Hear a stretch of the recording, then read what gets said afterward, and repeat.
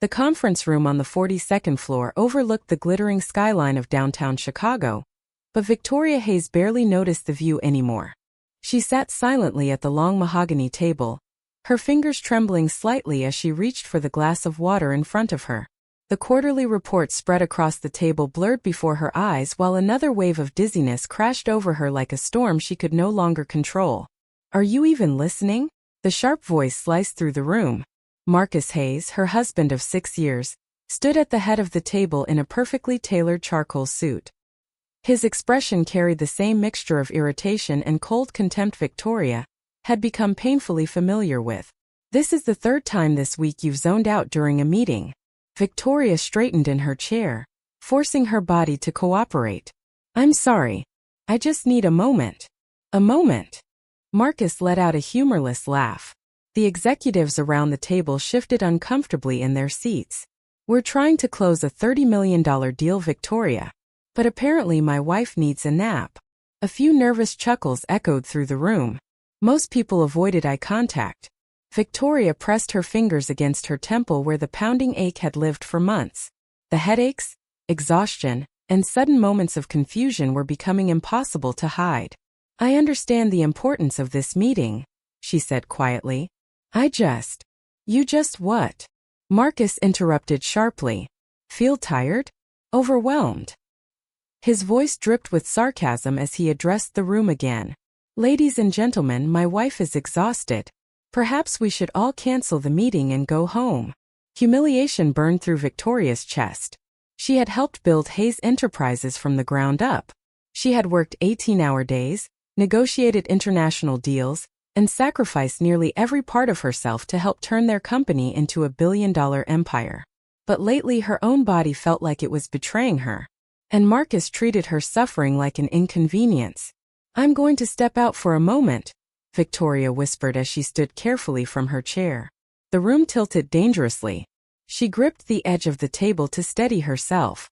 "Of course you are," Marcus muttered without even looking at her. "We'll handle the real work." Victoria left the room on shaky legs and made her way to her office.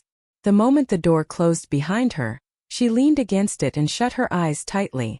Tears threatened to fall. This wasn't the man she married.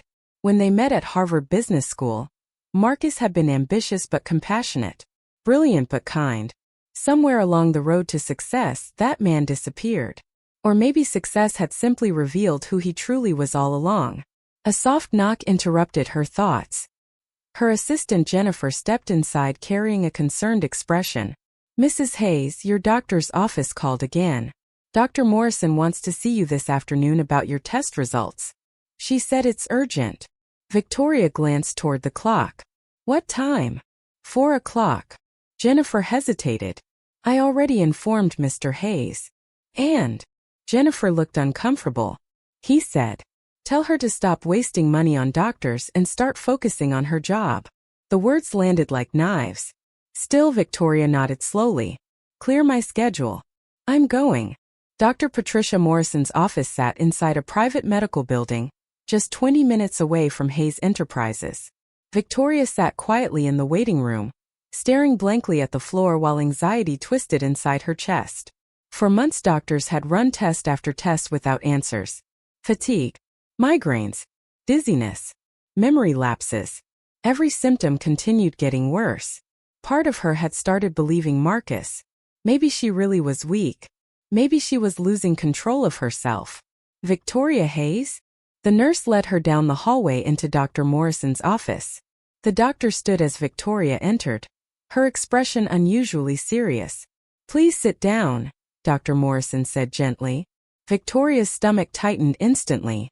The doctor opened a thick folder and took a careful breath. "Victoria, I'm going to be direct with you because you deserve honesty." She slid the MRI scans across the desk. "We found a tumor." Everything inside Victoria went silent. "A brain tumor," she whispered. Dr. Morrison nodded softly. "It's located in your frontal lobe. Based on the scans, it's been growing for quite some time."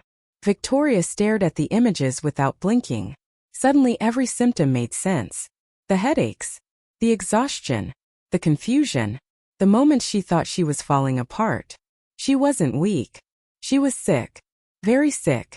It's serious, Dr. Morrison continued carefully, but it is treatable.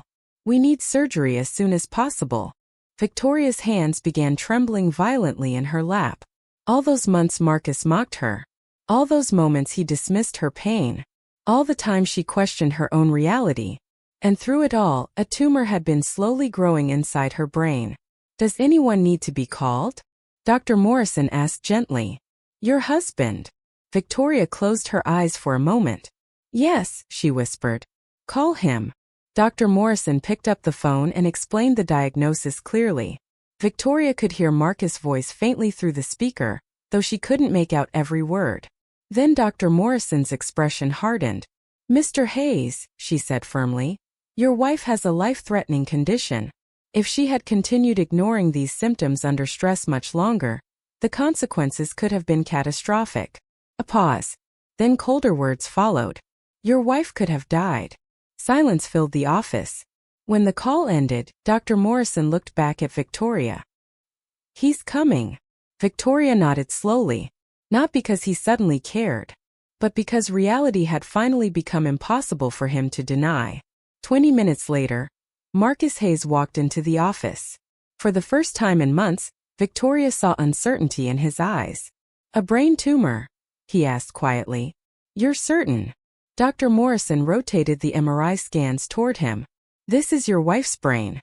And this mass here is the tumor causing every symptom she's been experiencing. Marcus stared silently at the screen. How long? He finally asked. At least 18 months. The room became unbearably heavy. 18 months. The tumor had been there every time he called her weak. Every time he humiliated her. Every time he laughed at her suffering.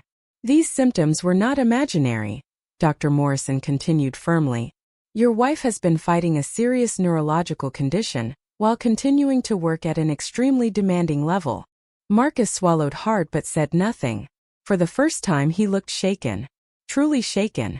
And Victoria watched the weight of truth slowly crush the man who once made her feel small for being in pain. If this story touched your heart, don't forget to like, share, and subscribe for more emotional and powerful stories every week. Red Heart.